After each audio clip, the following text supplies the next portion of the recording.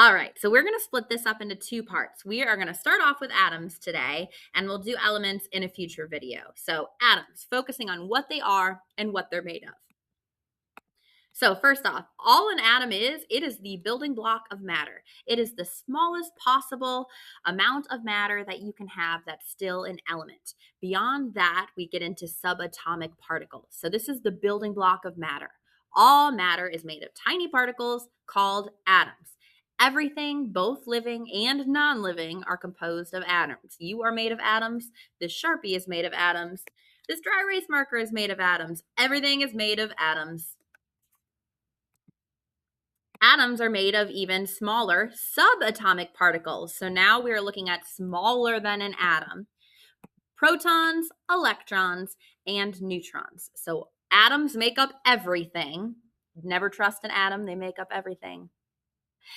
And atoms are made of protons, electrons, and neutrons. So if you look at this image up here, you'll see a cluster in the middle. This cluster in the middle is called the nucleus, kind of like a cell. So that cluster in the middle is the nucleus. And then around it, we have something called electron cells, which you guessed it, is where the electrons are. So starting with protons.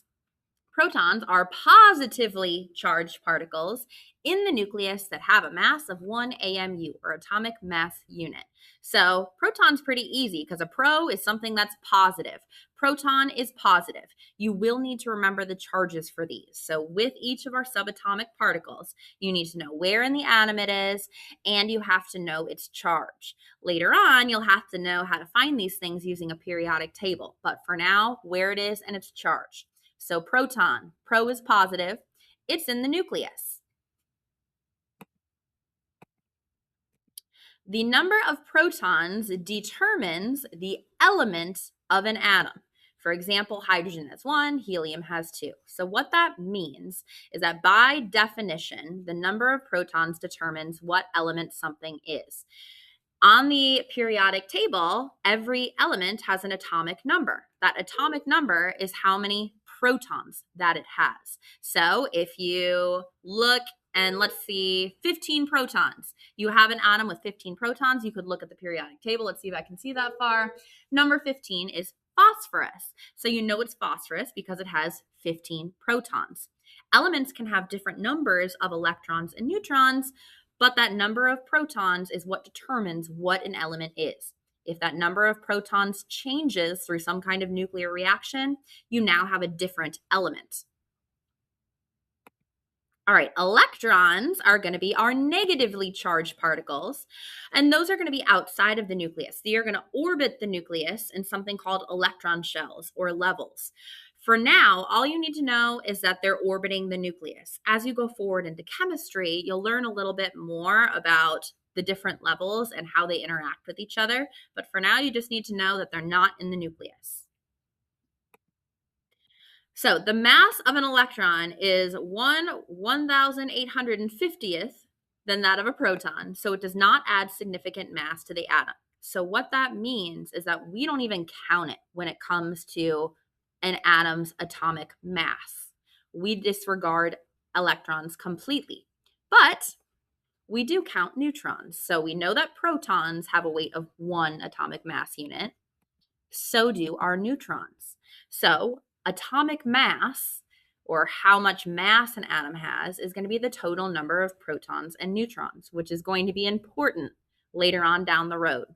So neutrons are neutral. That's easy to remember. Neutron, neutral.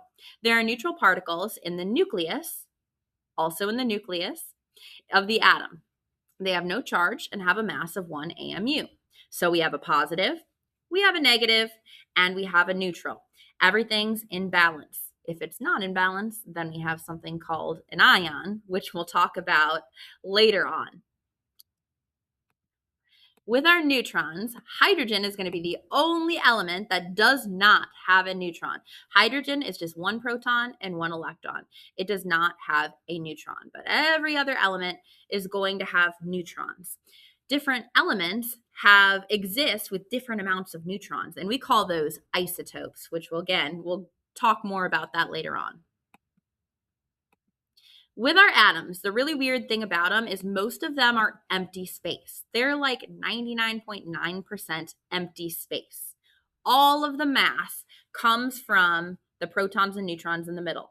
The electron shells are spread massively apart, and they have virtually no mass compared to everything else, yet they take up most of the volume of an atom. So most of an atom is empty space, which is really weird when you think about it. So we're going to go ahead and pause there, and we will go into the element notes at another time. I will see you guys tomorrow.